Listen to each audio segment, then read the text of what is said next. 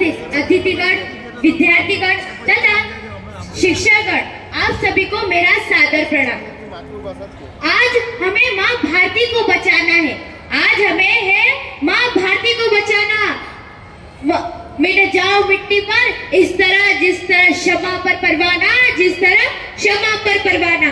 अस्थियां शहीदों की दे रहेंगे आमंत्रण, माँ भारती के लिए कर दो सर्वत्र समर्पण। जब मिला कारागारों की दीवारों का न्योता, तो कैसी दुर्बलता और कैसा समझौता। साथियों, आपको पता है कि आज हम यहाँ क्यों उपस्थित हैं?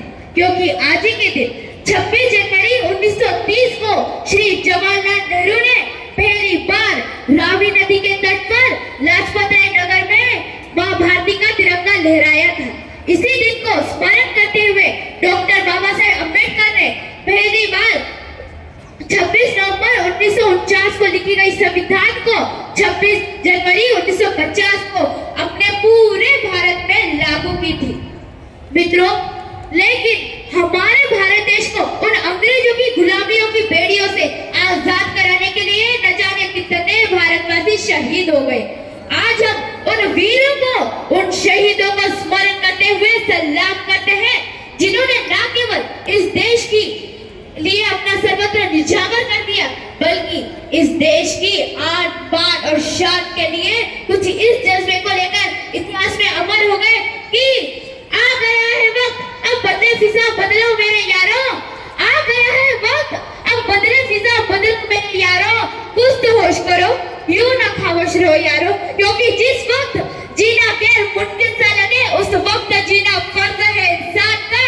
और है जरूरी लहर के संग खेलना तब, और है जरूरी लहर के संग खेलना तब, जब समंदर पर हो नशा तूफान का, जब समंदर पर हो नशा तूफान का। मित्रों, आज यदि मैं यह कहती हूँ कि हमारा भारत मात्र एक जमीन का टुकड़ा नहीं, परंतु वो जीता जागता राष्ट्र पुरुष है, तो अतिशयोक्ति न हो।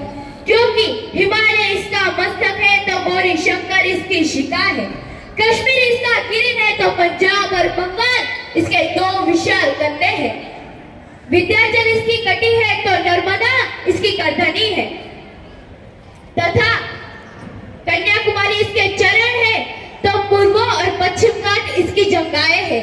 समंदर इसके पग पखारता है और चांद और सूर्य इसकी आरती उतारते हैं। अतः हम यह कह सकते हैं कि अर्पण और समर्पण वाले इस पवित्र भूमि के देश में एक और भगवान कभी श्री राम के रूप में तो कभी श्री कृष्ण के रूप में, कभी परशुराम के रूप में तो कभी गौतम बुद्ध के रूप में अवतरित हुए हैं।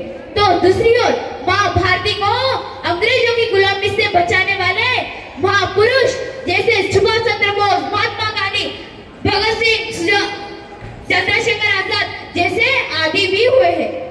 मित्रों, इतिहास साक्षी है, जब जब हमारे भारत पर आपदाएं आई है, तब तब माँ भारती को बचाने के लिए महापुरुष सामने आए हैं और उन्होंने माँ भारती के प्रति प्रेम का विस्तार भी किया है। मैं मेरे भारत के वर्णन में इतना कहना चाहूंगी, काले गोरे का भेद नहीं, हर दिल से हमारा नाता है, कुछ और ना आता हमको, हमें प्यार निभाना आता है। जीते हो किसी ने देश तो क्या हमारे दिलों को जीता है, जीते हो किसी ने देश तो क्या हमारे दिलों को जीता है। जहाँ राम अभी तक नर में, नारी में अभी तक सीता है, इतने पावन है लोग जहाँ मैं नित नित शीश झुकाती हूँ, भारत की रहने वाली हूँ, भारत की बात सुनाती हूँ। मित्रों, इतना गौरवशाली इतिहास होने के बावजूद भी हमारी माँ भारती को पूरे 200, जी हाँ, पूरे 200 साल की गुलामी सहनी पड़ी थी। हमारे भारतवासियों को उनके ही देश में रहते हुए कैद रहना पड़ा था, तथा उनको उनकी ही संस्कृति से, उनकी ही सभ्यता से वंचित कर दिया गया। और वे अंग्रेज हमारे भारतवासियों में अत्याचार करते थे। इसी अत्याचार से और गुलामी से मुक्त होने के लिए भारतवासियों ने संघर्ष किया। इसी संघर्ष में भगत सिंह, राजगुरु और सुखदेव के गले में फांसी के फंदे कस दिए गए। फिर भी वे तीनों शहीद होते वक्त सिर्फ इतना गा गए कि सरफरोशी की तमन्ना हम हमारे दिल में है, देखते हैं जोर की तरह बाजुए है। फिर भी स्वतंत्रता अधूरी रही, समय बीतता गया और फिर भारतवासियों में देशभक्ति की भावना बढ़ी, उनमें जागृति की भावना बढ़ी और अलग अलग धर्म के, जाति के, समुदाय के लोग एकत्रित हुए। उन्होंने स्वामी दयानंद सरस्वती द्वारा दी गई दिशाओं को उन्होंने पढ़ा, चाणक्य द्वारा लिखे गए अनेक सूत्रों को उन्होंने पढ़ा और 1857 में हुई गई संग्राम को उन्होंने याद किया।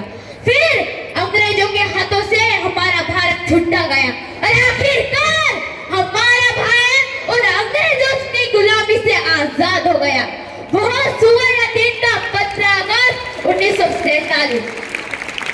मित्रों, हमें हमारे भारत को ऐसे ही प्रगतिशील बनाना है, पूरे विश्व में महान बनाना है, तो हमारे गौरवशाली इतिहास को याद करना होगा, उससे प्रेरणा लेनी होगी, तभी हमारा भारत पूरे विश्व में महान और श्रेष्ठ बनेगा। अपने शब्दों को विराम देते हुए कुछ दो पंक्तियां कहना चाहूंगी।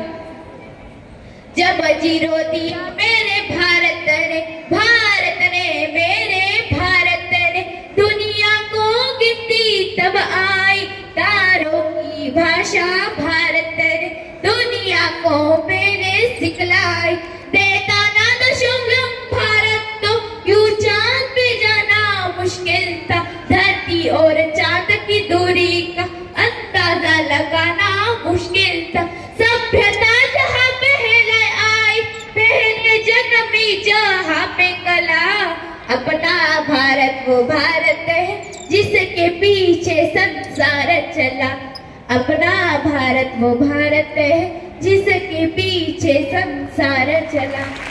धन्यवाद।